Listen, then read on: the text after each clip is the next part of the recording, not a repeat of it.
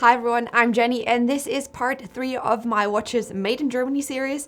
And in this video I want to show you a rather unexpected side of German watchmaking, so let's get started.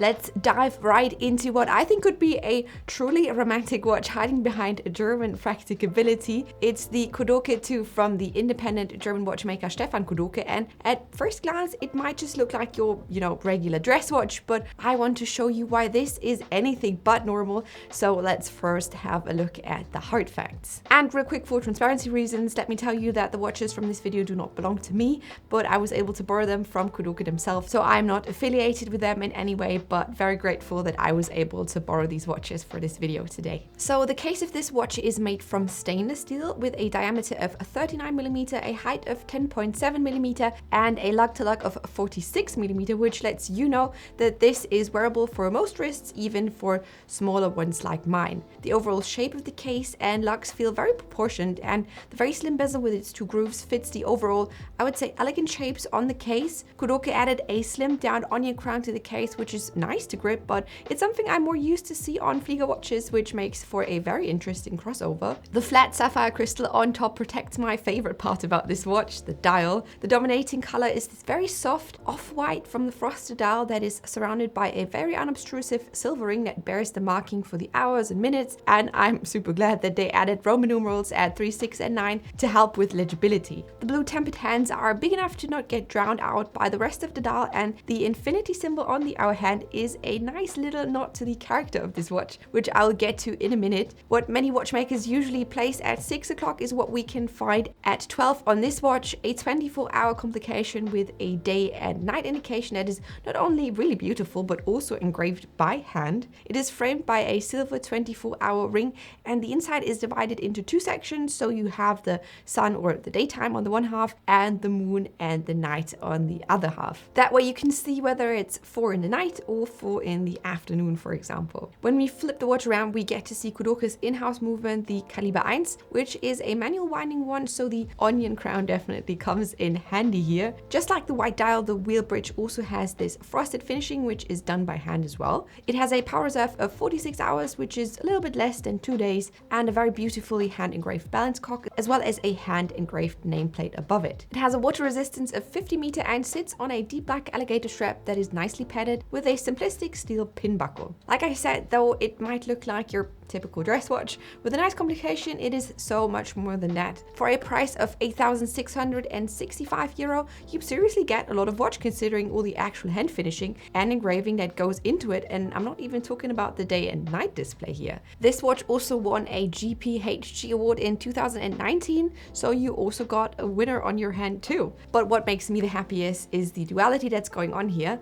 On the one side you have a very simplistic, toned down dial with this frosted off-white color and the silver ring around it, and then you have these hands that seem to kind of foreshadow what's to come, and then boom, there's the hand engraved day and night display that really stands out there on top of the dial. Everything is so sharp, and then you get these charming imperfections only a human can produce, and everything works just incredibly well together. The Kudoke 2 is definitely not a watch for everyone, but for sure a watch for those out there who can appreciate the beauty of a truly unique watch. Right, so let's head over to the obviously crazier watch from today, the KudOktopus, which is part of the Handwerk line from Kudoke. I mean, you could think that it really speaks for itself, but there really is even more to it than what you can already see, so let's get into it. This one is also a stainless steel case, but it's enlarged to, I guess, make space for the intricate dial. It has a diameter of 42mm with a height of 11.8mm and a lug-to-lug of 52mm, which is definitely something you would need a larger wrist for, I would say. The case of the KudOktopus is partially vertically brushed at the side, with the rest of it in a mirror-like polish. The lugs are slightly curved, which looks nice, and the strap elements are screwed, which fits the adventurous theme of the watch, I would say. But let's move over to the incredible dial of this watch. I mean, you can tell by the name that this octopus is at the heart and center of the idea for this watch. And before we get any further into this, I quickly want to say how absolutely incredible this one looks in real life. I feel that lot of watches with skeletonized dials don't make good use of the space. To me, the most exciting part is the see-throughness of skeletonized watches and the fact that a watchmaker can get rid of as many parts as possible but still make the watch work. I mean, that's the most amazing part of it, isn't it? And I think Kudoke absolutely nailed it with this watch. You can clearly see how the octopus sits in the upper right corner, guarding the spring barrel whilst letting its tentacles roam around the rest of the dial. This one is really one of the very few skeletonized watches that actually do feel skeletonized to me. The motif on it can really breathe on the dial, and that way I think it really showcases the artistry of it all. So yeah, the entire octopus is engraved and made by hand, as it sits on a Nivarox spring guarding a manual wound movement that is based on an Unitas 6498 with a 46-hour power reserve. The octopus is electroplated in 3 different colors. You got rose gold, white, and black rhodium. And as you can see, the details on it are absolutely incredible. You see the little suction cups, and there's this like texture of its skin. And what I also think is incredible is the fact that it continues onto the back of the watch as well. Because when we flip it around, you can see the other tentacles winding around the rest of the watch, and you also get an unobstructed view of the balance wheel. What's also really cool is that the other parts which aren't the octopus are either traditionally or you would say conventionally finished, like the sun rays on the main wheel, for example,